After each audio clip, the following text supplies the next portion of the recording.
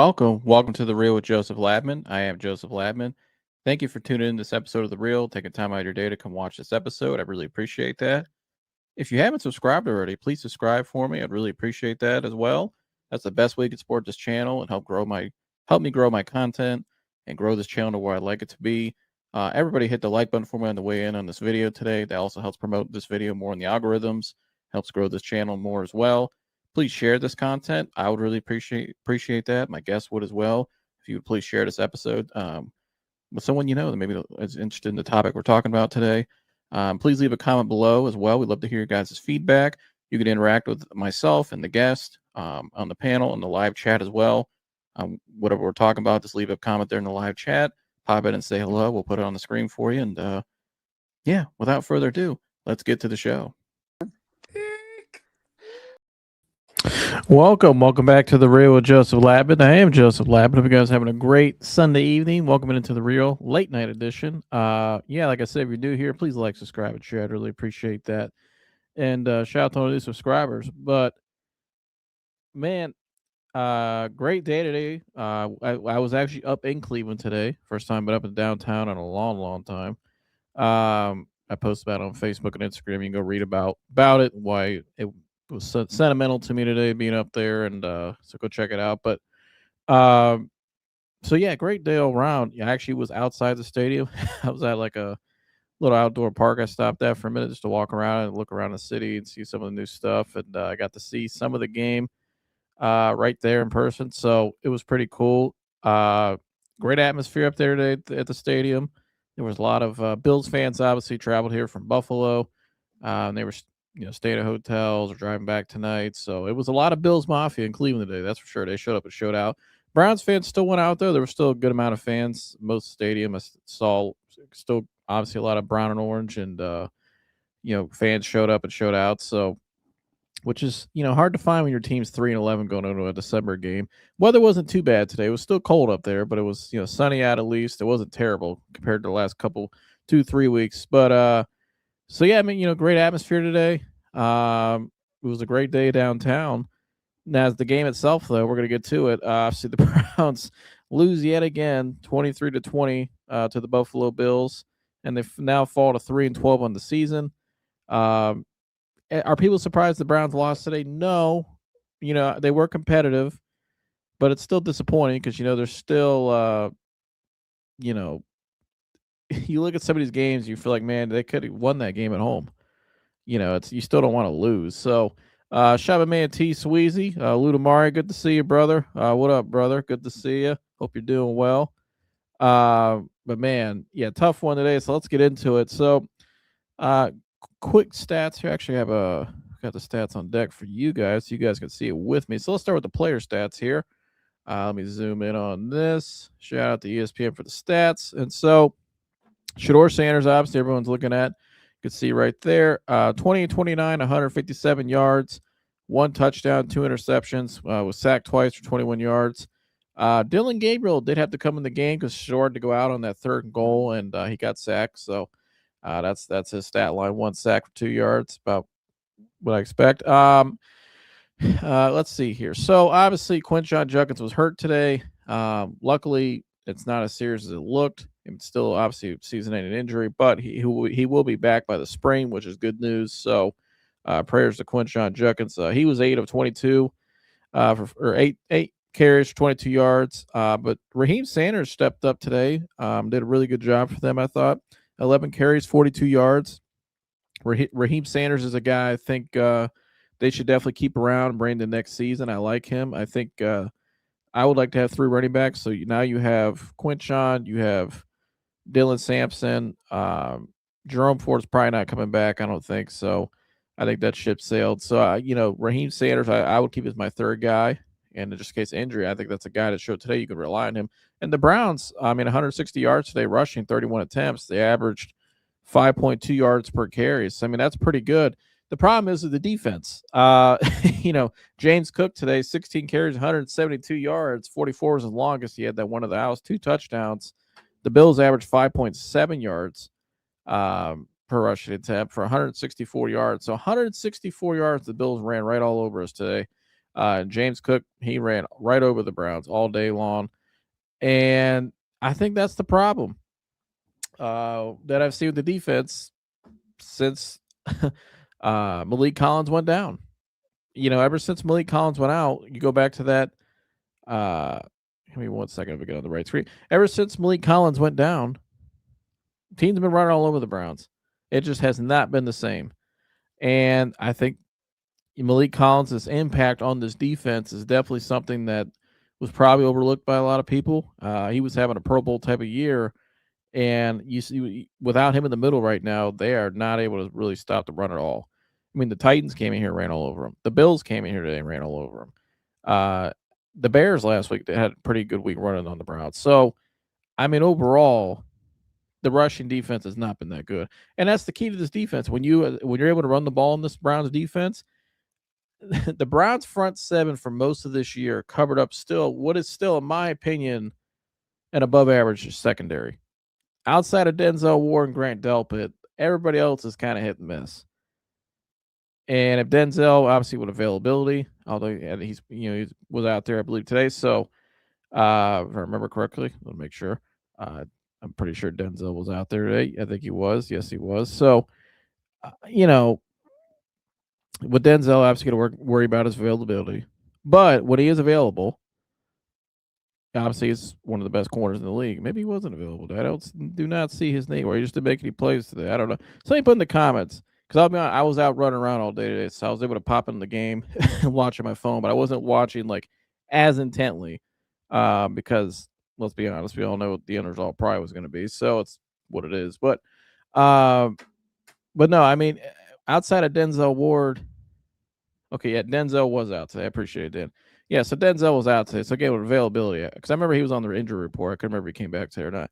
But thank you. But so yeah, outside of him and Grant Delpit, it's pretty hit and miss. And I think the front seven really covers up a lot of deficiencies for most of the year that back seven had. But now you're seeing without the guy in the middle, that was kind of the glue up front in the rushing defense. The Browns defense looks kind of not the same. They look kind of middle of the road right now. Compared to, I mean, where we saw them all year. I mean, last week the Bears did kind of whatever they wanted in that first half and got right up on the Browns early. You look at the Titans; they did whatever they wanted really on the Browns that week. Up until the end of the game, at the end of the game in that Titans game, the Browns I thought stepped up and got the stops when they needed it. But for a lot of that game, the 3.5 quarters, the Titans were able to even score on the Browns and rush the ball. And then today, the Bills. I mean, you see James Cook there again, 167 yards. Was it? No, 117 yards, 164, rushing yards, and 117 yards for James Cook by himself. I mean, yeah, Dan made a good point here. Going back to secondary, Bills gave two of their starting wide receivers, Keon Coleman and Gabe Davis, a week off for the Browns bye week game as well. So there you go. Because they knew they didn't have. I mean, they could. They knew they could. They knew they can give their guys a week off to rest and get ready for the postseason coming up. And the Browns still could not go out there and do what they need to do. And I thought the tackling today too for this defense, a Jim Schwartz defense that I usually love and has been really good. I think Jim Schwartz has done a hell of a job since he's been here, and he's usually been pretty phenomenal and top notch for most of the years he's been here. One of the better defenses in the league usually, a lot of years, but. The tackling today was not good. I thought it was pretty bad. The tackling was bad. Guys hitting their, especially the backers and the DBs hitting their gaps and against the run scheme in the rushing defense. Not rallying and tackling to the ball properly. Bad pursuit angles. I saw, just overall, just wasn't good, clean football from the defense today at all. Now the Browns still had a shot, at the end of the game to still win it, or at least tie it. So they were competitive today, but. Dan said, I'm pretty sure James Cook could have broke the single game rushing record today if they wanted him to. He had 9 carries for 100 yards and a touchdown in the first half. So that's crazy. Yeah, he probably could have. I mean, the guy was doing whatever he wanted to. But the rallying and tackling today was bad. Guys not hitting their gaps in the run scheme or in the run fits were not good. All of it today, it was just not good, clean football from the defense.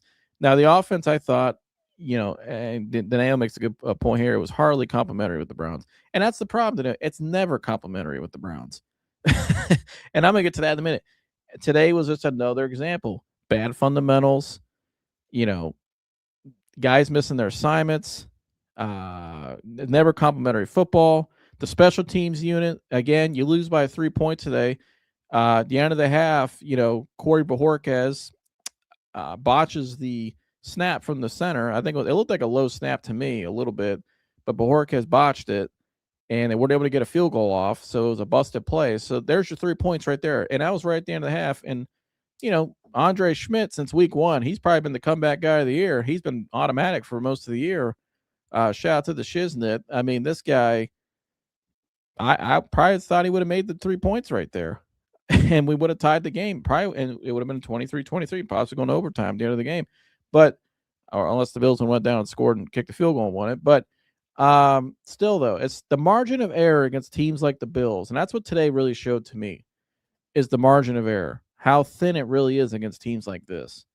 And how the Browns at home, on a Sunday, a nice Sunday in Cleveland, where a game, they possibly could have pulled off an upset and won, could have been a trap game for the Bills. The margin of error is that small against a team like that. And the Bills recently haven't been playing their best ball to a lot of people's eyes. I was hearing people this week that, more national reporters, even some local people saying, the Bills have been kind of, hit and miss all year in some spots recently. And I would say hit and miss. I mean, they're 11-4? Yes. I mean, but, recently they have been kind of up and down a little bit. They beat the Patriots, beat the Bengals, they beat the Steelers. They lost to the Texans. They lost to the Dolphins at one point.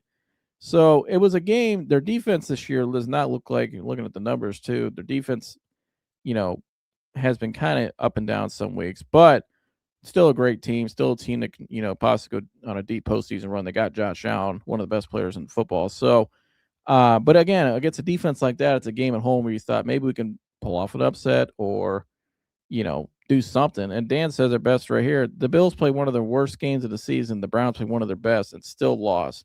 Two different levels of football completely. Exactly. And that's my point. How just the margin of error is that small. And I thought today the fundamentals for the Browns, that's what cost them. Simple as that. Just simple fundamental football. Couldn't tackle, couldn't rally and tackle, couldn't hit their assignments in their run fits. In the run gaps, couldn't hit their assignments, couldn't kick a field goal properly. To probably would have been the 3 points maybe to tie the game. Couldn't execute a field goal properly.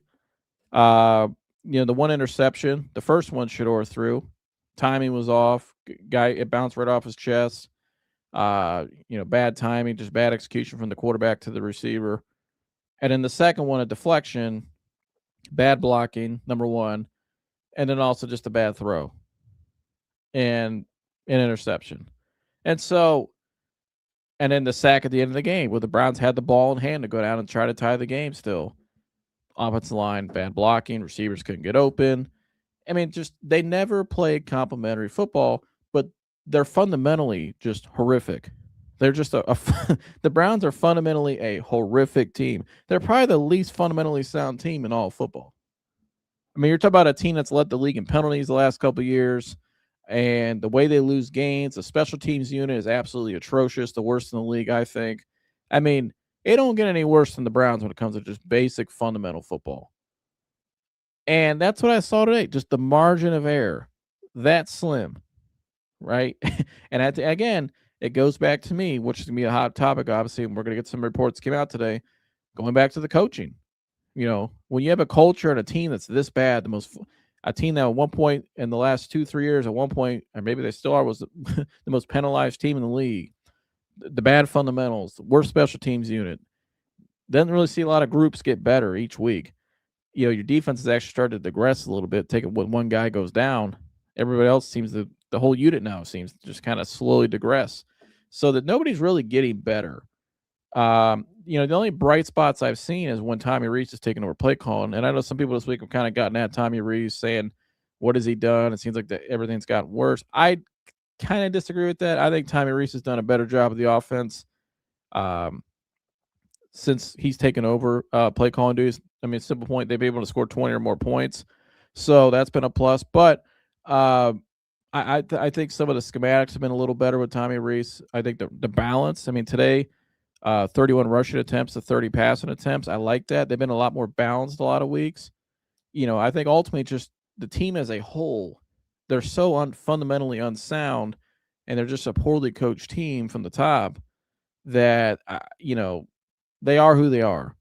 And all the stuff they did in camp, whatever they did in camp, and the stuff that they coach every day in practice, whatever they do every day in practice, clearly is not working because, I mean, just look at the special teams unit alone. How the hell does your special teams unit get that? Every single week, it's the same blunder. And Bubba Ventrone wants to go up there and say, well, make the comment about personnel, better personnel. But I'm like, dude, these are NFL players at the end of the day. Like, it's special teams. Like, it's not hard to teach. I mean, you could take a special. I'm sure I can go get a special teams coordinator in high school that could teach the same stuff. It ain't rocket science on special teams. I mean, it comes down to fundamentals. But whatever you're doing in practice week to week, Bubba Ventrone, you're not correcting the issues. So I don't know. Whatever you're doing, you need to just scratch it and get out of here because you're going to be gone after the year. So wherever you go in your next stop, maybe don't do that. But whatever they're doing is not working. And that's the big question tonight that I have. Moving on to my next topic now, the main topic, Shedeur Sanders. It's kind of hard to evaluate him because he makes a lot of great plays that I like. I see a lot of potential with Shedeur. And then I see some plays where I'm kind of like, that's a bad play there, but he's a rookie, But then I also see that what's around him personnel wise, but then also just the environment and culture as a whole, which is what's been the Browns' biggest problem with developing quarterbacks since they came back in '99. It's just been a terrible place for quarterbacks to come and develop. It's like the same quarterbacks come to Cleveland to die because that's what's happened. Their careers die in Cleveland. And so not just quarterbacks, but a lot of positions, but mainly quarterback. We'll just stick to that. But, it's hard to evaluate this guy because I don't I don't know if he's truly being developed where he can be. And I think he has gotten better from week to week in certain areas. Although I think this week and last week now he's kind of plateaued a little bit. I mean, he was better this week than he was last week. But, I thought last week he kind of went down. Then this week he went up. He's kind of been 50-50. He's kind of like this. But that's kind of what I expect from any rookie in this, who I think has potential to be a franchise quarterback, which I think he does. Dylan Gabriel, I never thought had potential to be a franchise quarterback. Some people off just his height alone. But Shedeur, I think has potential to be a franchise quarterback. But look at the system he's in and the foundation he's in and this culture. He's hard to evaluate because I just don't know. Could this guy be better somewhere else? Let's say you took him out of here and put him up in New England Vrabel right now. I think he'd probably be a lot better. You put him in a lot of different. I'm sure if you put him in different situations, he probably would be a lot better than he is here. Just simply off just coaching and just the culture and just the team around him, obviously to support him. So I think that's what I want to see from Shedeur going forward. Could he be their guy? I think he could, but you got to put the right pieces around him and get better support offensively. Obviously you got to rebuild your whole offensive line. You're going to get pretty much a whole new receiving core outside Isaiah Bond. And you got Harold Fannin. You got your 3 running backs. So I think the running back room will be fine. I would bring back Raheem Sanders. You're going to have Quinshawn back next year. You're going to have Dylan Sampson. You're pretty good there. So, now they just need to build around him. But is he actually their guy is the question. Because it seems to me, this is my observation, that Kevin Stefanski and Paulie Podesta, I think they like Dylan Gabriel a little more. Dylan Gabriel had a lot of great advanced statistics in college, which seems to fit their MO and how they scouted guys. And I think that was more their guy. I think Barry was kind of in the middle. But if you see how Barry's interacted with Shedeur Sanders, then you see Shedeur's guy, the guy's name is Boogie, I believe is his name, said recently that Shedeur, Deion Sanders were really gravitated towards Andrew Berry during the process and liked him. I think Jimmy Haslam liked him a lot during the process. for many reasons, not just on the field, but financially off the field as well. The guys generate over $300+ million or more already. So, I think Haslam and Barry have seemed to like Shedeur more than the coach. And I don't I'm not I know there's been a lot of different narratives with Kevin Stefanski and Shedeur. I think at the end of the day, look, Shedeur didn't have an agent coming out. I think that hurt him a little bit in the draft because the agents run a lot of stuff. You guys know how sports works. But also, I think Kevin Stefanski, that wasn't his guy. So I think that's kind of I think there's been a divide within the organization, and that's kind of what just is what it is. I think more his personal feelings are more towards the people in charge. And so I do think though Haslam and Barry were the ones that took the flyer on him in the 5th round. Because why the hell would you take a quarterback when you took the guy the night before, Dylan Gabriel? Only because there's people in the organization, and the people in the organization are the two ones that are Barry and Haslam are the two that are going to. Obviously, Haslam's never going anywhere; he owns a team, but Barry is the one that's outlasted the other two. Because he was, according to reports from the other day, you guys probably all saw this. I'll get this full screen for you. Give me 1 second. Andrew Barry will be very involved in this situation and where the Cleveland Browns go from here, from Ian Rappaport. He adds some changes would make sense based on how tough of a season it has been. And then it says on the bottom there, no final decision was made on head coach Kevin Stefanski's future.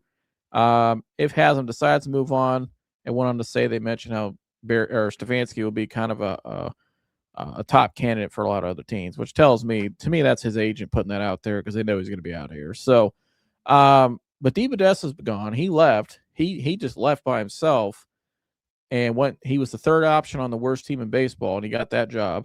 So on the Colorado Rockies. And then, Kevin Stefanski seems like he knows his ass could be out of town really soon. And so Andrew Barry's left. And you can see right there, Andrew Barry will be very involved. It's basically telling you Andrew Barry's not going anywhere, right? Which is kind of what we've been saying for the last month. Not because we agree with it or not. I'm not saying that. I know we have mixed feelings on this show with people on this show about that. But all the writings and everything's been pointing towards he's not going anywhere. So Andrew Barry's staying, Jimmy Haslam's staying. So what are they going to do? And those are the two people that seem to have gravitated towards Shedeur more, right? So now we got to figure out what they're going to do, because another report came out from a couple insiders about Dante Moore. Now, Dante Moore's a guy that I had some insight on. I'll just say directly from the people in charge there at Oregon. Just leave it at that. But about a month or two ago, the reports, obviously it was made public that he told the team he was coming back probably next year, is what I was told. Now, that was a month or two ago. Since then, the offensive coordinators left, the DCs left, which I don't think was kind of a surprise to people inside of that program out there. But, then there was a report that came out the other day saying they were flirting with Dylan Raiola possibly and bringing him in. They were interested in that. And now Dante Moore came out the other day and spoke to the media before their game against James Madison last night, saying, no decision has really been made. He'll decide after the season what he's going to do. And so this report here says, and I'll put this full screen for you.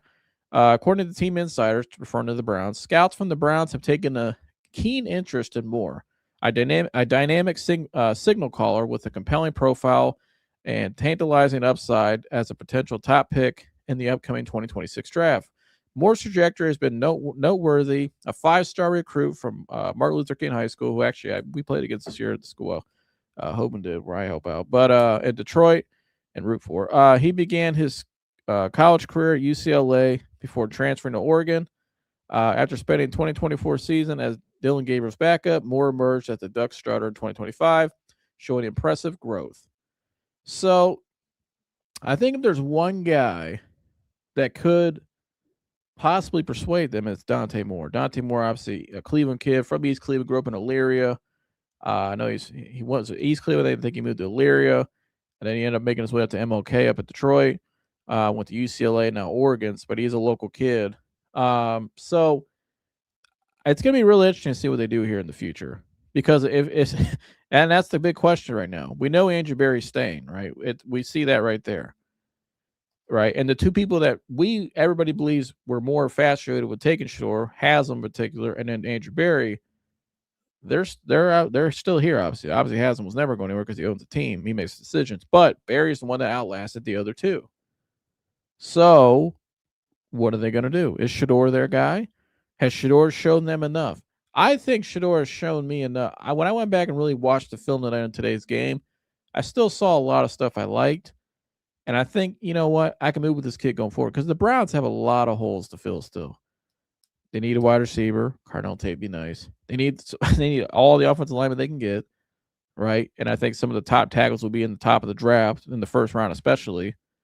So they got to really make sure this is what And what's fascinating with Shedeur is he's on a 5th round rookie contract, so it's cheaper deal. You can help you through the cap. You got Deshaun on roster for 1 more year. But there's been so many different reports, though, how Deshaun's going to compete for next year. 1 minute, Mary Kay was writing that the Browns could be kind of basically saying it was kind of referring. It seemed like the Browns were going to stick with Shedeur next year, and then all of a sudden it's back to, well, I think they might take a quarterback still. So it's kind of all over the place, and you don't really know what's going on. and then Mary Kay comes back out this week. I think this is the beginning of the week, and Mike and I react to this on our show in the middle of the week. She went on Ken and Lima's show, and Ken's reaction to me said it all too, like everybody else. She believes Kevin deserves to stick around. I do think that if he went somewhere else and had a quarterback that he can work with and win with, then I think he's going to be successful. And I think he would be that here too. So if I were making the decision, I would try to give him the quarterback and see what he can do with it. So I just want to make sure that I'm on record as stating that that's how I feel about that. Yeah. And I thought, to me, Ken's reaction to me was kind of like everybody else's. Let me get that up. Yeah, right there. Here we go. Yeah, I agree with Ken there. What? That doesn't make any sense to me.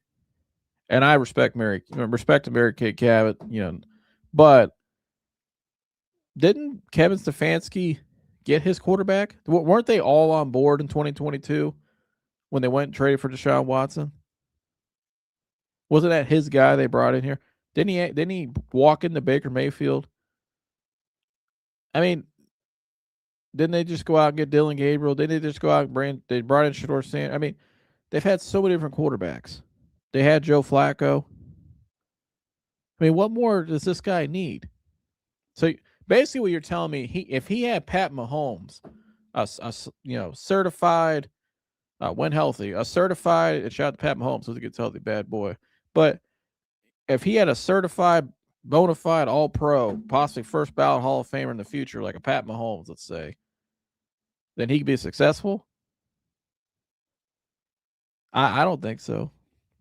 I think how you know a great quarterback coach is they don't need somebody that great to be good. They can make anybody decent. I mean, I saw Andy Reid beat us with Chad Henne against Kevin Stefanski.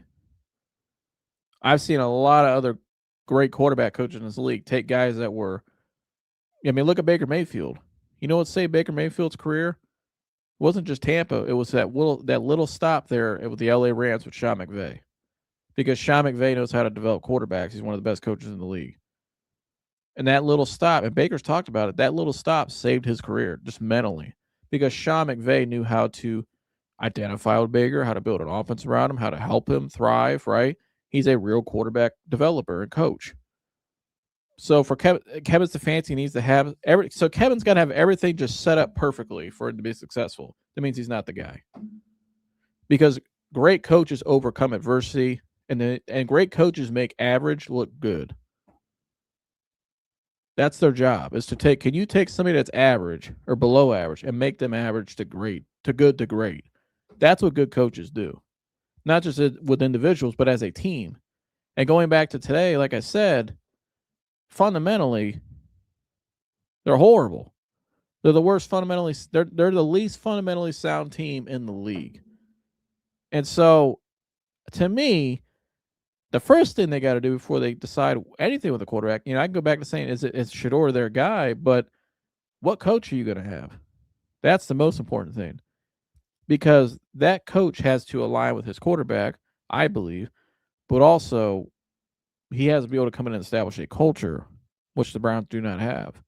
And so they got a lot of decisions to make. We know Kevin's probably 90% out of here. I would be stunned if Kevin was brought back. I think it'd be let me tell you something. If they brought Kevin Stefanski back, I would reconsider covering the Browns anymore. I mean, that's terrible.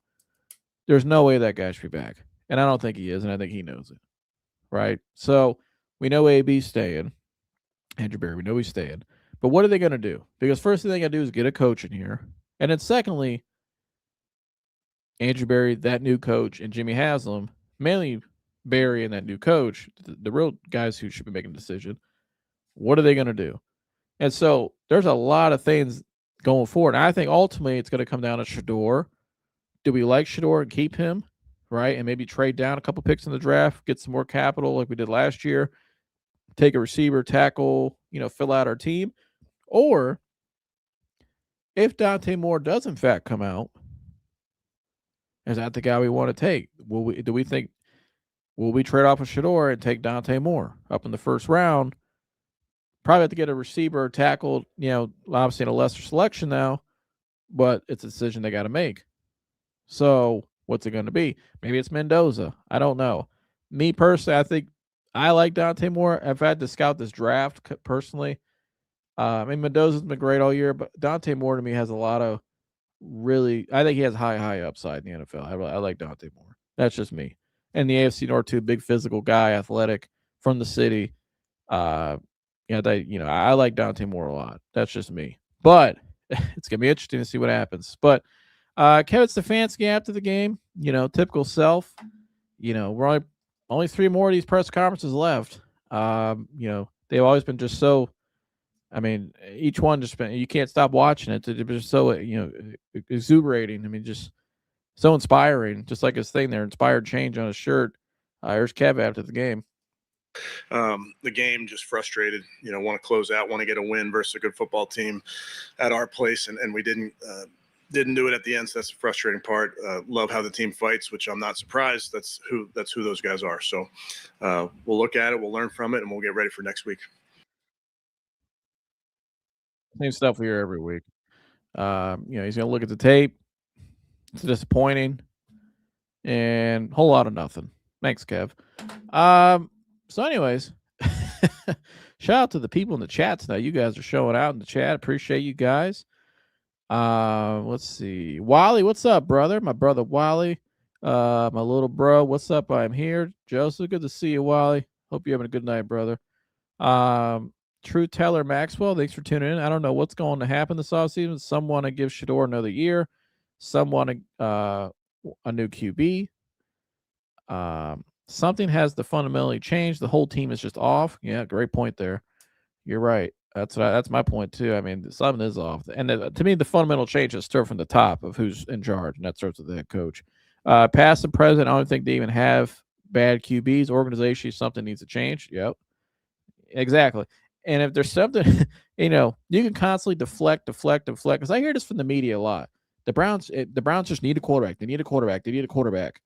Well, I personally, and I've been around football my whole life, and I learned from some people that kind of know a few things about developing quarterbacks and just have success at all levels and, kind of know a little something about football.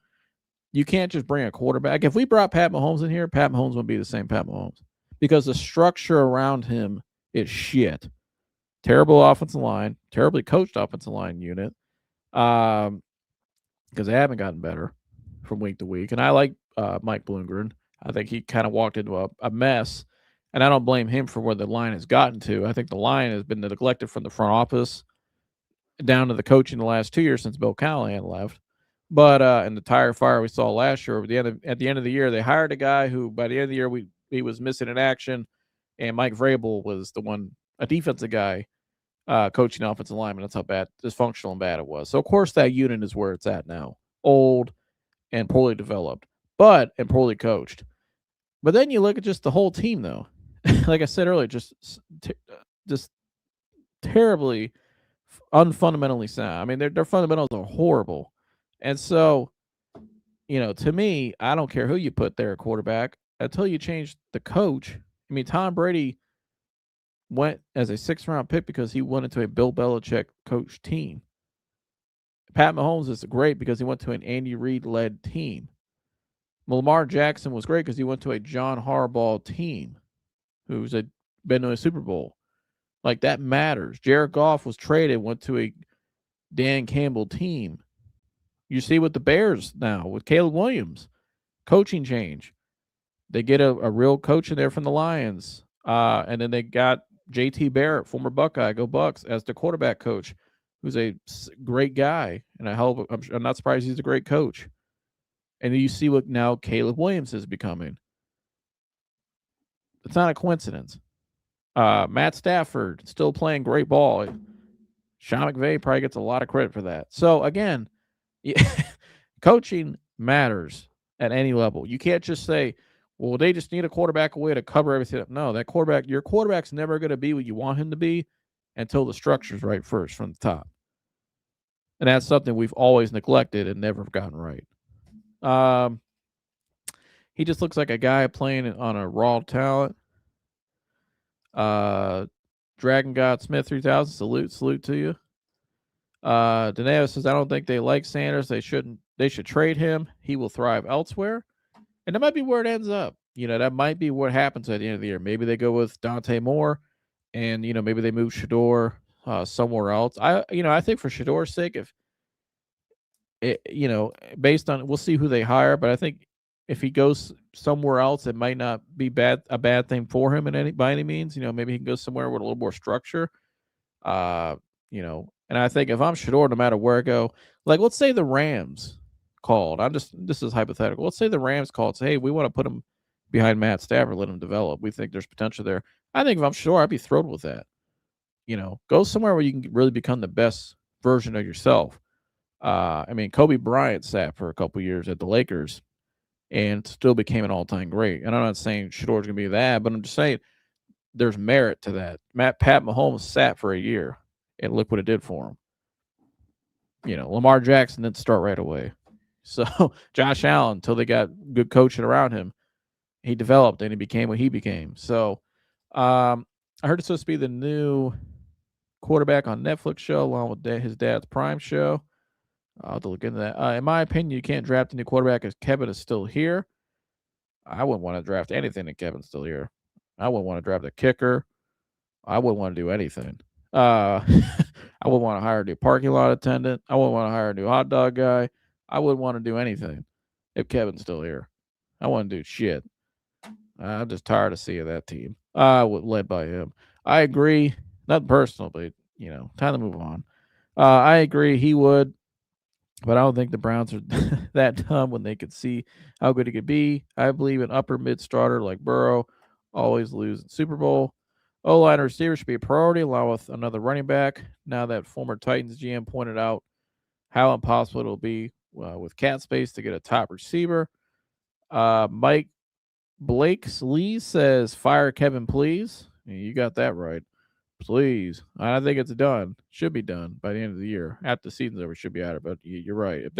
Could you imagine if they brought him back? I think people would. It would be chaos. I hope they don't do that. But Dragon God Smith says, excuse me. So it's True Teller Maxwell says it's going to be another 4-way quarterback battle where they trade Dylan Gabriel, Shedeur Sanders. Dylan Gabriel, I'm definitely trading no matter what. He can get out of here. I would trade him to Miami because I guess they registered with him. So there you go, Miami. You can have him. No, I hope they learn from that mistake. That whole stuff back in the summer was a complete circus, a clown show. They knew they were going with Joe Flacco the whole time. I don't know what that whole little thing was about. It was stupid. You took reps away from certain guys, and nobody goes into camp with a 4-way quarterback battle. You have 1 to 2 guys max, and that's it, and you roll with it. I hope they learn from that. I think whatever coach they bring in, if it's a competent coach, who knows how to develop quarterbacks, won't be doing something like that. He'll probably, if it was suggested to him, he probably would say, get the hell out of here with that crap. But I don't think that's going to be happening again. But to me, that's the 4-way quarterback thing, to me, was a reflection of how dysfunctional the organization was when you had DePodesta, Stefanski, Barry, all these different people in the building. It was like your philosophy, your quarterback. Oh, let's just bring them all here. The hell with it. Let's have a little showdown every day at practice. even though all along they knew they were going Flacco. So, yeah, that was, my gosh. We knew the season was doomed when that started. But, the reason I don't think he deserves another chance is because at least 3 games coaching decisions cost them where he's seen incompetent as a head coach. Yeah, and he hasn't done himself any favors, Dragon God Smith. He hasn't done himself any good in I'd say, the last half of the season. It's actually gotten worse. I mean, they've lost games, like you said. The Titans game was a pure example of that. Last week they looked 1-2-3 Cancun out there against the Bears. It looked like the team quit on them last week, and then this week fundamentally were just horrible. Still couldn't execute a field goal. Special teams let you down again. I mean, it's just never enough. The margins, they're so horrible in the margins, and they've never overcome the margins all year. And that's just not a talent thing. That's just what you watch the games, you see the little details. You really know how to analyze football. They're just bad. They look unprepared. They look uninspired. They just look undisciplined a lot of weeks. They're just not they're a poorly coached football team. Terrible culture. Kevin has had many good quarterbacks. He is a common denominator. They cannot all be bad. And that's a good, and I agree with that. It can't always be the quarterbacks. At some point, it's a reflection of you. It's like the saying, people saying, well, they just need a quarterback away. Well, no, at some point you've gone through 40 plus quarterbacks since 99. At some point, it's a reflection of you. What are you doing wrong? All the quarterbacks under Kevin make similar mistakes. So it must be how he's teaching them. Yeah. But the new head coach would have to want Shedeur or else he gets traded. I think Joe proved that in Cincy. I don't think you can use common sense when it comes to the Browns. I've noticed. No, they lack common sense for a long time. They've lacked common sense since '99. Are we forgetting the 2027 quarterback class? And maybe that's why you roll Shedeur again. Maybe you say, all right, we'll give you Shedeur. Shedeur will give you next year. If he pans out, great. If not, then you got 2027. You could take quarterback there. It would be unjust. Rad's 10 Daddy. It would be unjust for Cleveland to ruin another quarterback. Cleveland needs to build the effing team, and it's going to take at least 2 years. So even if you draft Dante Moore Mendoza, you'll just ruin him. I could see him going to the Rams for a second-round pick. Big Bell says Shedeur would be good. Trust me, don't let the 5th-round shit fool you. So you want to trade Shedeur, but then you want to trade the value of a second-round draft pick. Why would you trade a guy that's – he's talking about – yeah, Cleveland is an effing mess. You got that right. Why draft 2 quarterbacks? You're going to develop them. What's the point? Yeah, that was stupid to begin with. But that's the Browns' stupidity. We can all tell based on his play on the field and his aura that his teammates speak about. You could tell he's one of the rare few quarterbacks who could raise the level of those around them. Exactly. You need to develop young quarterbacks. And it'll take around 2 years taking quarterback. Yeah, I mean, it's going to take usually 2 to 3 years. By year 3, it's usually what you are. Get a quarterback in the 2026 draft, says Regina. So yeah. But before we close out tonight's show, I gotta have a guest come up here and join me and give their take on it. Always keeping it real. The man, not the myth. Always keep it real. He's just the man. That's what he is. He's just the man. The man's man. Jersey's in the house. Jersey. What's happening, everybody? Just watching Drake May look like Tom Brady out there, just shredding Baltimore. It's like watching the old Patriots. People do not account for the intangibles of leadership and morale that Shedeur Brady will also be coming up with his rookie class. Jersey, I know I've said a lot here, a mouthful. I guess we'll start here, Jersey. This will be your reaction here for us to close out. I'm just going to ask you some questions here about the future, too, what you would do. But we'll start with the game. Just a quick recap of today's game. I mean, bad tackling, missed field goal, just typical bad fundamentals from the Browns cost them again in a game where a team like a Bills, the margin's so slim. Well, here only thing I saw was the beginning of the game. It was like first couple of possessions. We were at lunch, and from the very beginning, they just gashing the shit out of the Browns in the run game. It looked horrible. But they gave up 5.7 yards a carry. You could they clearly weren't. They're clearly done for the season. Mm-hmm. I mean, that's what that is when you're giving up that kind of yardage per play. I mean, just straight gashing. And so they just simply weren't there to play. Do you think not that I just thought of this. Do you think maybe them seeing Malik Collins, their teammate, get hurt with a season-ending injury like that made some guys kind of like dial it back a little bit? Like, what's the point if we're not doing anything? Oh, absolutely. They don't believe in their Absolutely. coach, and then they see one of their guys go down like that.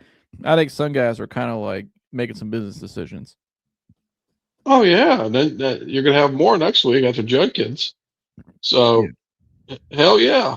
I mean, I mean, uh, here these guys. You want to say, "Oh, that's bullshit." They do that, but here they know it's a business, and they know they're all basically mules. You know what I mean? Well, These it's owners, bullshit what these their own, bosses have done. yeah, that's what they do to them. You know They're what I not mean? So, they're not inspiring change like that hoodie says there. well, here the only thing in change he's inspiring as a coach, head coach. So, uh, but if you got nothing to play for, I can't say I wouldn't do the same fucking thing. I don't know. You know what I mean? I Yeah. got millions of dollars on the line, and I know the league really don't care about me. I like to say I wouldn't do that, but I'm not. You know, I don't know. Here. At the end of the day, we see it as entertainment, and you know the purity of it. These guys are on the other side of it, and it's just business. And there's very few guys out there that play that game just to play that game. All of them are out there to make money, and that's what it's all about. Yeah. What was your thoughts on the game though? Just typical stuff from a Stefanski team? Oh yeah, I mean, I'm not. I would have been surprised if they won the game. I'm surprised it was as close as it was. I mean, that's an indictment on Buffalo. Uh, this late in the season, to go to 3 hours down the road and show up like that. And be I up mean, 10 at the half too. yeah, they should be getting their asses kicked in all week by the coaching staff for what they did. But it's just here. It's typical Browns. I mean, like you were saying earlier, zero fundamentals, just lack of coaching. I do agree that the play call in on offense, the offense schematically is better than it was since Tommy Rees took over. Certainly a balance between pass and run. I mean, they're actually scoring at least 20 points, but uh, Special it's teams just a unit's still an absolute disaster. yeah. I mean, think about that. I mean, like you said, there's nothing special about special teams. I don't even know why they call it that. Um, Right. if you can't get your special teams right, Harry, have you ever seen at any level a very good team or a championship caliber team that had bad special teams? I've never seen a borderline team make this be this bad at special teams. Yeah, that's really what has to happen first. Your special teams are in order. You know what I mean? Yeah. And if you can't get that corrected, that's terrible. I mean, yes, some guys, yes, you talk to Jim Tressel. I've heard him say many times he thinks the most important play in football is the punt. Urban So Meyer was the same way. He had to put Terry McLaurin was his favorite player, not because of his receiving ability, because he said he was the best gunner he ever saw. yeah, hell yeah. I mean, you see it. The high school team we watch, you know who gets down there and on the kickoffs, and he's always down there taking, knocking heads off. And it You gets know what the I mean? team going. Yeah, and it gets everybody going. You know what I mean? Yeah. I mean, And I thought Dustin Fox made a great point this week. Maybe it was the beginning of last week. He said, Kevin, he goes, you could tell Kevin's out of here because if Kevin truly was going to be here past this season, he would have fired Bubba Ventrone by now. But he's not going to fire him because Bubba's his buddy. He's the associate head coach. They're good friends. That's well known. You know what I mean? Like if you would fire, like Sean McVay just fired his special teams coordinator in December, and they're a playoff team. They can go win a Super Bowl. He fired a special teams coordinator. So if he's doing it, why isn't he doing it with nothing to lose? Why not try Yeah, to get that unit straight? But I thought Dustin made a good point. He's not firing him because he knows I'm not going to fire my guy if I'm leaving too. right. It's just something else he'd have to worry about. Yeah.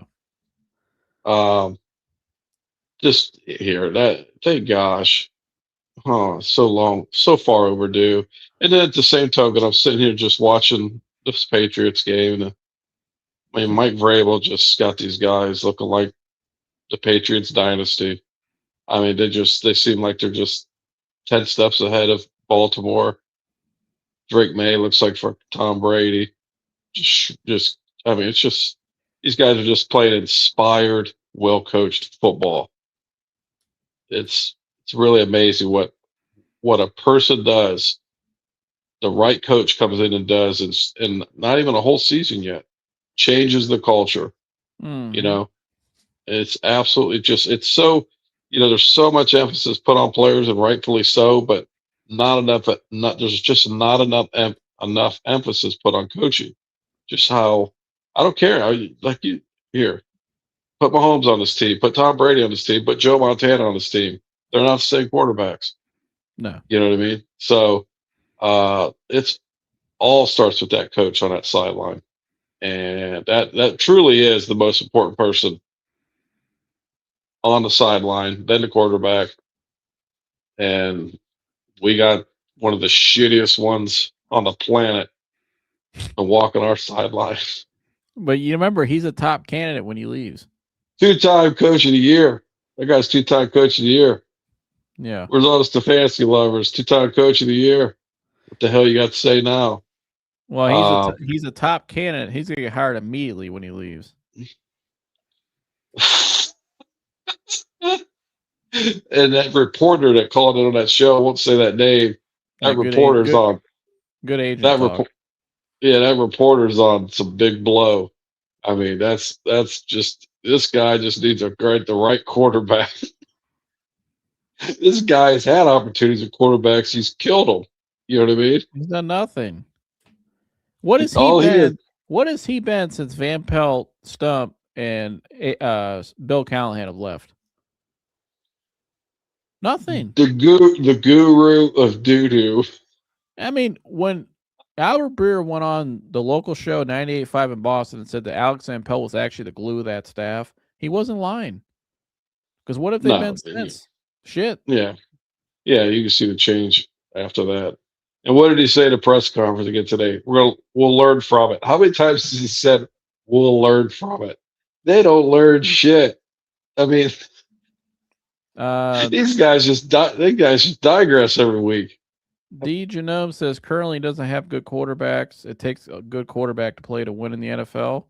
But he had good quarterback. He had Baker Mayfield. They went out and got Deshaun Watson. He had Joe Flacco for that little run. I mean, I think the Baker Mayfield thing alone to me, Jersey, says a lot. Maybe that's just me. Well, absolutely. But he just here, we appreciate the guy commenting in, but currently, yes, he currently has a rookie playing quarterback with a terrible offensive line that's they're walking out there with walkers, diapers on. You have no receivers. Now you have your number one tailback. He's out, injured. I mean, he's been very productive. But what about all prior to that guy? I mean, Stefanski going back to Baker Mayfield. I mean, you had a number one pick, and you just could not handle that guy. He couldn't coach that. That guy in his early 20s. He just couldn't get a grasp on that guy. And he couldn't either. And we're gonna have Stump on the show here in the next couple of weeks. Stump Mitchell, who was there, and he said it all along. I couldn't ask him more about it. He said he just didn't. He did not like Baker. It seemed like. Oh yeah, they're just they're polar opposite. You know what I mean? Yeah, they didn't connect well. Yeah, Baker's a instinctive guy. He's not some guy that probably sits there and looks at, just lives by analytics. He's a ball player to a certain extent, and Stefanski's not. And and he's also not a yes man either. Baker's not a yes man, and Stefanski's one of those guys. He's like a beta male, so he don't like alphas. He gets a little upset by that, and so Well, uh, and I think just what makes a great coach and a good to great coach is the staff they put surround themselves with. And I quit. Stum's going to get into detail about this, but a lot of people don't notice when that 2020 season when Baker looked good, TC McCartney was the quarterback coach, and he said everybody in that building knew TC was a good coach. Stefanski moved TC, and TC and Baker got along really well. Like they were close. He moved TC McCartney out of the quarterback room and put him in the tight ends room. And everybody said, why? Why would you do that? If they're working together, why would you change it like that? And then you saw what happened the following season. Then Baker got hurt. Things went south. TC went in the tight end room, and I think Njoku actually had one of the better years that year. But then also they had a guy in the building, Ashton Grant, who everybody knew Ashton was going to be a good coach. You could see the upside with him, the young talent he had. And you had a guy like that in house. You didn't promote him internally. Mike Vrabel comes here for 1 year, sees what Ashton Grant is, takes him to New England with him. Guess what he's doing right now, Jersey? He's the quarterback coach for Drake May. How's that work? I'm just sitting here watching Drake May. This guy, he's mismanaged his own coaching staff. Vrabel came here for 1 year and said, I like that guy. He's coming with me. And took him to New England, and he's Drake May's quarterback coach. And look what the result is. I mean, and then you had the other, I think, the guy that was the offensive line coach behind Bill Callahan. They could have upgraded him. And they let him walk out the door. I mean, it's just this guy, he's mismanaged his staff. He mismanaged the quarterback he had with Baker Mayfield. I think he mismanaged Watson in some ways, even. And Watson had all the other stuff going on the field. Mentally wasn't right. But still, you brought him in. You're going to pay that kind of money for him. You said you wanted him. You should have had a better plan for him, in my opinion, than what we saw. Then they said, well, we brought in Ken Dorsey. Well, yeah, you brought in Ken Dorsey, but you didn't let Ken Dorsey call the plays for why you brought him in for his system. Kevin's only been in one system, one place his whole career. That was Minnesota. So that whole thing was mismanaged as well. And so he just never. I mean, it just goes on and on and on. The Watson thing is I mean, the guy, everybody knows he has extraordinary talent. You know what I mean? Not the best throwing quarterback we've ever seen, but very competitive, a winner, loves to win.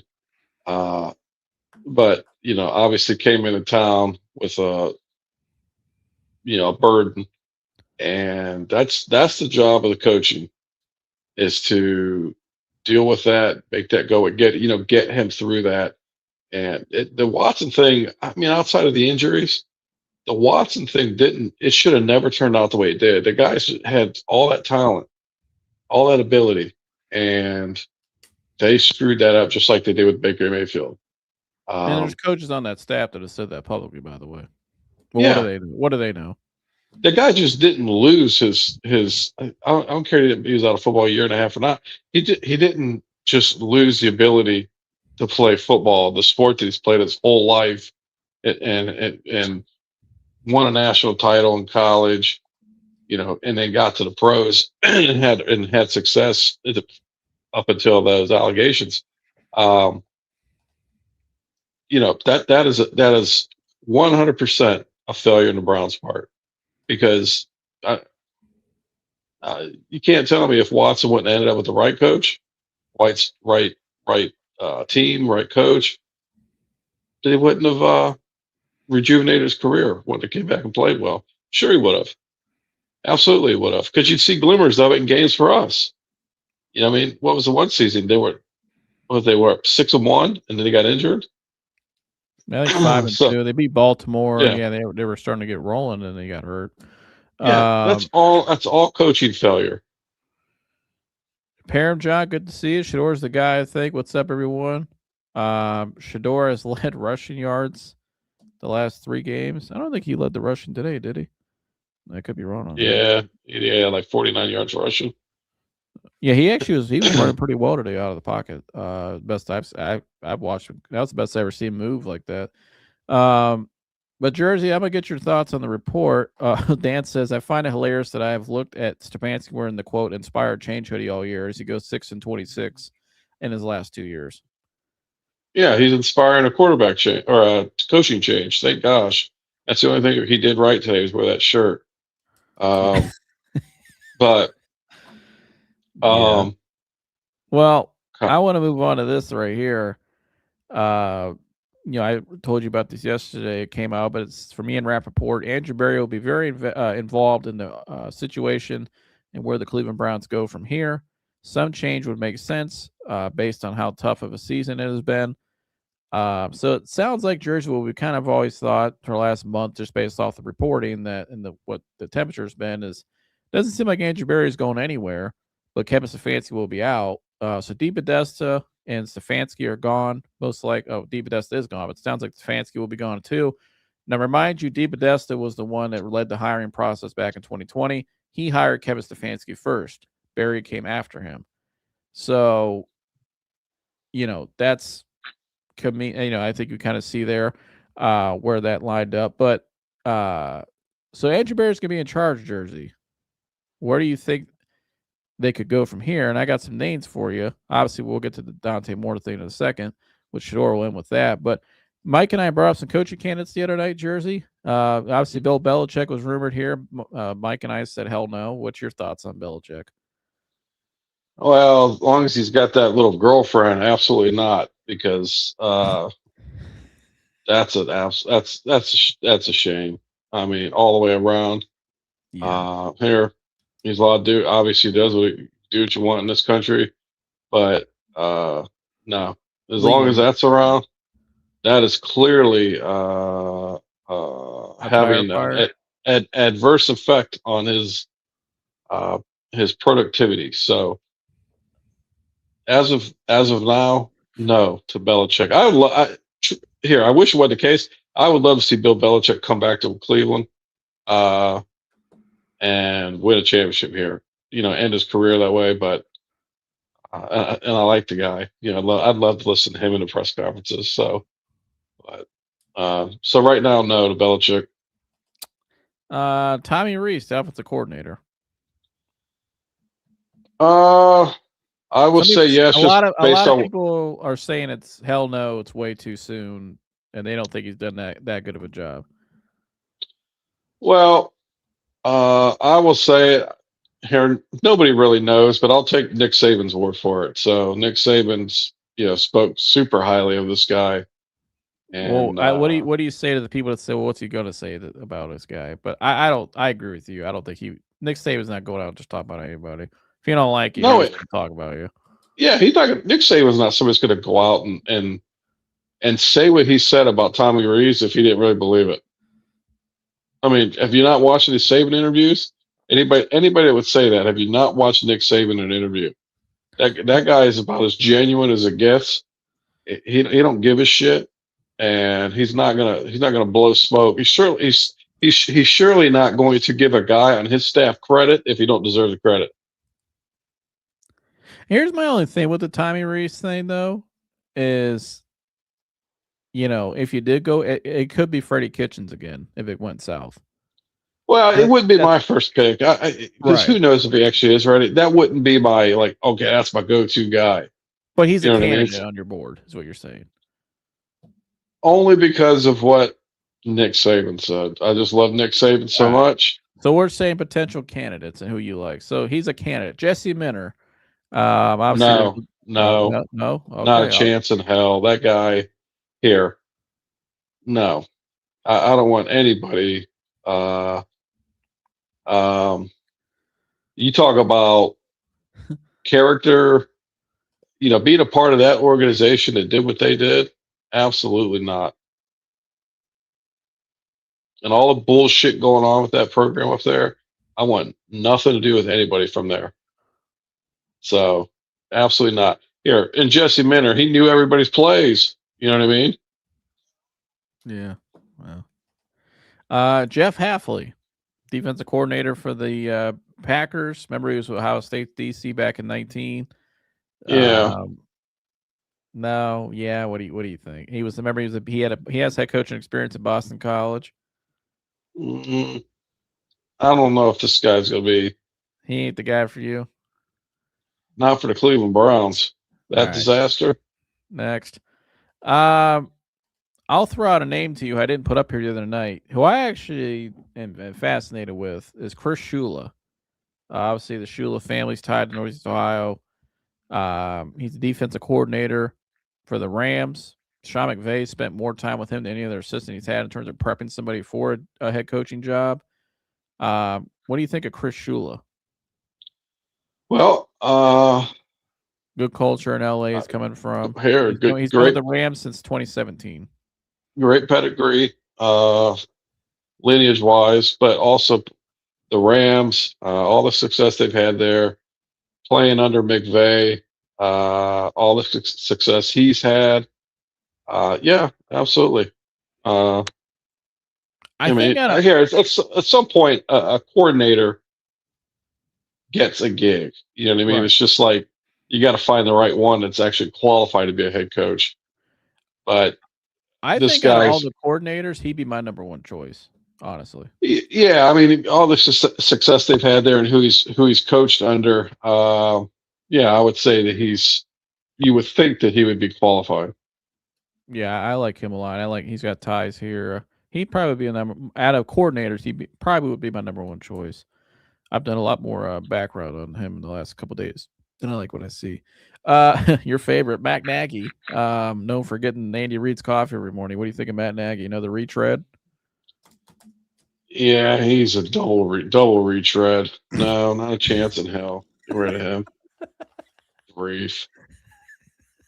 Gosh. Oh man. I don't want anybody with the last name Nagy. Yeah. Vance Joseph, he's been a head coach before. He's DC of the Broncos. I think out of all the retreads, I think he's the one that has the best chance to be successful. No, I don't want any retread. No retreads for you. You're out on. No, because if you here, that'd be like Stefanski going back to being a coordinator and then get a job again. You know what I mean? Like if you were a head coach and you got demoted, what the hell? Why should anybody think you're ready to come back to coaching? You know what I mean? Some guys just aren't built to be head coaches. They make good coordinators. Look at Josh McDaniels. They make good coordinators. They're good in that role, but as a head coach, they're shit. So I don't want any retread. We can't. We have got to get it right. You know what I mean? Mm-hmm. Steve Sarkisian. Compliant. We're going to the college ranks now. Yeah, I don't think it's an ideal time to bring him up after the season they've had. He can't even get it right in Texas. Yeah. Next. Marcus Freeman, who's now listed as a potential candidate for the New York Giants. I think Marcus Freeman has Mike Tomlin capabilities. Is he ready to make the leap, though? Some NFL franchises think he is. Is that what the Browns, can they take a chance on that? What do you think? I mean, he got Notre Dame in the national title game last year with guys that, Notre Dame doesn't recruit at the level that Ohio State, Alabama, Georgia does. I mean, they're very selective in who they bring in. So I think that was great coaching.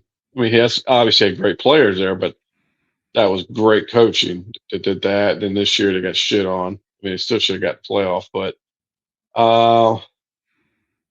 I would say yes, because he seems like a guy of high character and has great command on the sideline, and comes from a great program in college. So I wouldn't. I don't think I'd hate that. Ryan Day, I know you probably would. I don't think he's coming out, so I could probably take him off the list. Yeah, I think Ryan Day is a pro. I've always said that he belongs in the pros. But I don't think he would consider leaving until next offseason. Yeah, he's probably not going to take it. Yeah, he's got his kid down there in school. And he's got Jeremiah for one more year and saying he ain't leaving anytime soon. He's fine. I'd make a call. I mean, I think at some point he's going to be an NFL coach. I think that's what he is. He is an NFL guy. That's been his goal for a long time. Yeah, and he's been in the NFL. Was it the 49ers? Yeah, I think the Eagles maybe too. I know the 49ers. Yeah. Yeah, his demeanor, he's certainly a CEO. You know what I mean? Oh, yeah. He's a guy that, he doesn't have to be super. I used to always bitch about him. I felt like he needed to be more animated on the sideline. He's done that, but he don't have to be like overly animated, but he's still got a great presence. I think his guys respect him. So, yeah, I think it'd be great. Well, probably not realistic. Clint Kubiak, the OC for the Seahawks. They've had obviously a great year offensively in Seattle. He was with New Orleans last year. Obviously, the son of Coach Kubiak. What's your thoughts on Clint Kubiak? I don't know enough about him to even. He's kind of like the hottest OC right now of coordinators. Well, she's like the Kyle Shanahan. Kind of. He's like of this era. But here, yeah, if you can get that, if that's what you said, hey, I can guarantee you playoffs, maybe get to a Super Bowl. Yeah, I'd take him if he was a Kyle Shanahan. You know what I mean? All right. But I'll be honest, I'm a little scarred from that system because we've had to watch it the last 5-6 years. Although we haven't, some years hasn't really been that system. So I don't know. Maybe not. I think he's interesting. I think I definitely would interview him. I agree with you. You never know. So out of your list, the guys you would interview, you said Clint Kubiak, Tommy Reese, Chris Shula, Marcus Freeman. You said Ryan Day, but he's probably not realistic. But out of those four, who do you like the most? Kubiak, Reese, Shula, Freeman. I would probably go with shit. Probably Shula, just because he's been in the league. He's been in that organization, so it's a winning organization. He knows how to win. Mm-hmm. You know what I mean? He succeeded there. So I would probably say him. Tommy Reese doesn't have that body of work yet in the pros. Yeah. So I'd probably say Chris Shula. I like that choice, honestly. He probably would be my top candidate right now. Like I said, I like him a lot. Still wondering how Jim Schwartz is going to crack it. Get this job. Is he doing a test run as an interim in the season? Well, Jim Schwartz, I don't think has any interest. He said this publicly when he took this job. He has no interest in being a head coach again. I think he's fine being a coordinator. Now, will he be our coordinator next year? Depends on who they hire and if that coach wants to keep him. If Chris Shula comes, I think Schwartz is gone, but he'll get a job somewhere else for sure. But I don't think he's going to be a head coach again in Jersey. I know he made that clear when he came here. He's not interested in being a head coach again, it seems like. No, he was a head coach before. And, I mean, here it was with the Lions when they were in the shitter. But, yeah. It didn't go well. And so I'm just not a fan of a guy that left the head coaching ranks and then try to bring him back in. I know there's exceptions here and there, but he might just be. He's always been a guy that's not. But he had that short stint as a head coach. Some guys just aren't. They're just not head coaches. You know what I mean? That's okay. Yeah. He might just do very well in that role that he's in. He could just be completely locked in at what he does, his defense, and that's what makes him great. So, yeah, I mean, would I love to have him over Stefanski? Absolutely. You know what I mean? But no, it wouldn't be my guy. I'd be thinking of for next year.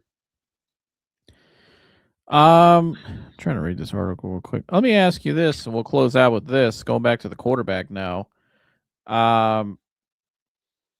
with Shedeur Sanders, obviously, I think Dante Moore is the guy that seems to be they seem to be looking at. What would you do right now? Obviously, a lot's going to depend on what head coach. Let's say you hire Chris Shula, right? He brings in probably an offensive coordinator, maybe from the Rams with him, an assistant from the Rams who gets upgraded to OC or something.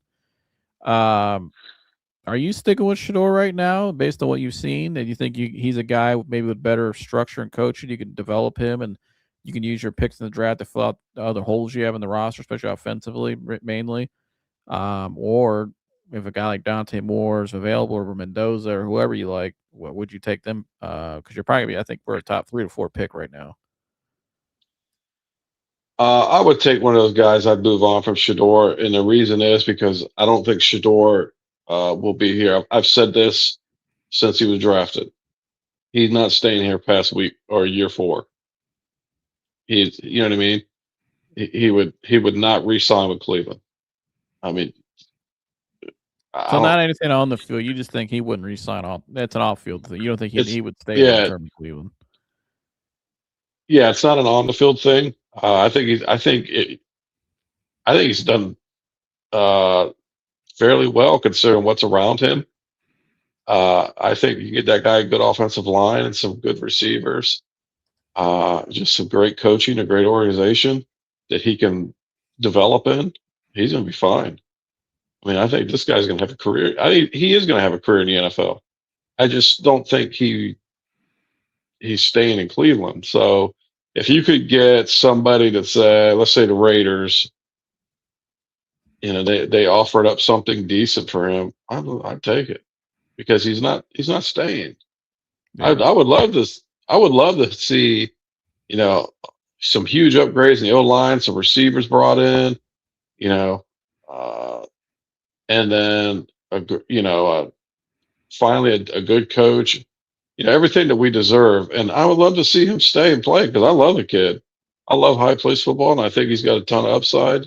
He's got Mm. unbelievable confidence, which is that's his number one attribute. Uh, but he's not staying here. So um, if there was an offer there for him that made sense, I would move on from him just for that reason. And I think it's a valid point. I mean, if I was him, I don't know why he would want to stay here in the long term, anyways, after what's happened. But yeah, I don't know. I mean, I think he could go somewhere else because I think there's other organizations out there in bigger markets that would probably, want him, like a Vegas market or Rams, or I'm just throwing, those bigger Yeah. market, because they would want a guy like that in their city and they would take him. So, and I think Well, he would probably I want think the that. league wants it too. Yeah, I mean, yeah, exactly. And I think if you're the Browns, though, even if that's the case, get some compensation for him. I would target. Who do you like out of the draft? If you are looking to draft, who do you like them? I like Dante Moore. I think kid from Cleveland, big physical kid, athletic, big arm, pretty accurate. He just has a lot of talent. I would go with him. Are you Mendoza guy? Who do you like? I am not a Mendoza guy. I could not. No. Um, I I think in Cleveland, that's the kind of guy you got to have a guy like a Dante Moore, big, physical. From the city. Yeah, AFC North. That's what you got to have. He's from the city. Uh, that's what you have to have a certain type of personality. That's what I loved about Baker Mayfield. He was a great pick for the city of Cleveland.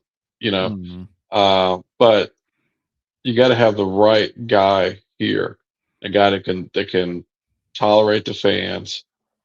When he has a bad game and they're trying to burn his house up, but uh, you know, I'm not a Mendoza guy, so hell no. So I would say you're gonna draft somebody, it'd have to be Dante Moore then. Yeah, I agree. I would go with Moore if he can come out. I think the Browns may lure him out because I think the hometown thing probably would interest him. Because you know how it is, people from this is being from the area. Everybody wants to go be everybody. Any quarterback I think would want to be the guy to go turn it around. What I like about him too, I think Dan Lanning's a great coach in college. I think Moore's definitely a more obviously an NFL prospect than Dylan Gabriel, and he did a pretty good job of Dylan Gabriel at Oregon. Got the most out of him. I mean, so he's development's not an issue with Dante. He sat for a year, balled out this year, and still going in the playoffs. So we'll see how far they go. But I think a guy just that the upside, the raw talent, the size from here.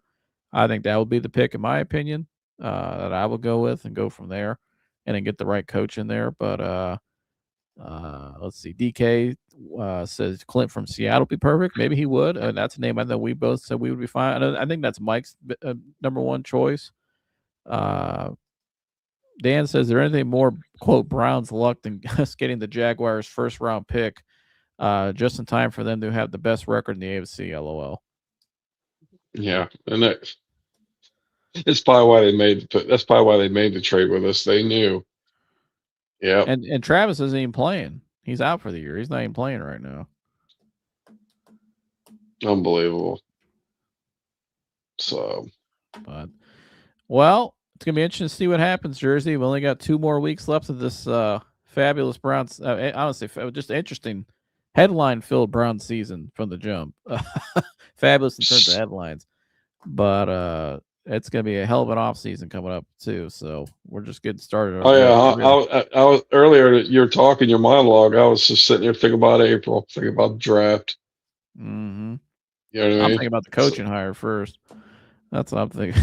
Yeah, then the Oh draft. yeah, I'm already thinking about the But off season. You know what I yeah, mean? We'll get through the playoffs. I like the playoffs, and that's it. I don't like the Super Bowl. I watch it because it's the only thing on. But you know, then after that, I love the off season, free agency, draft. So yeah. Dan said, "Who's going to win the Super Bowl?" I would say Patriots. That's our luck. I'm gonna say Rams, Patriots, and Rams get the revenge from 2018. I think it was. I'm going Patriots all the way. I like the Patriots making it this year. I think they're the sleeper. Yeah, I'm gonna go Rams, Patriots, and I'm gonna say the Rams win it. I picked the Rams to make the Super Bowl beginning of the year. I had the Rams, Ravens. I thought maybe the Ravens would do it this year, but and I could see the Bills getting hot. And maybe making it there. I think I like what I saw from them today. Actually, I think the running backs getting rolling.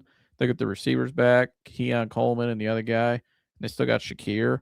If their defense can tighten up just a little bit against better competition, I think they'll be fine. I think the Bills could if there's a year for the Bills to make it because the Chiefs their kryptonite is not in the isn't in the way this year. So they could never get over the Chiefs that hump. So now if I'm the Bills and the Ravens who beat them, they're out.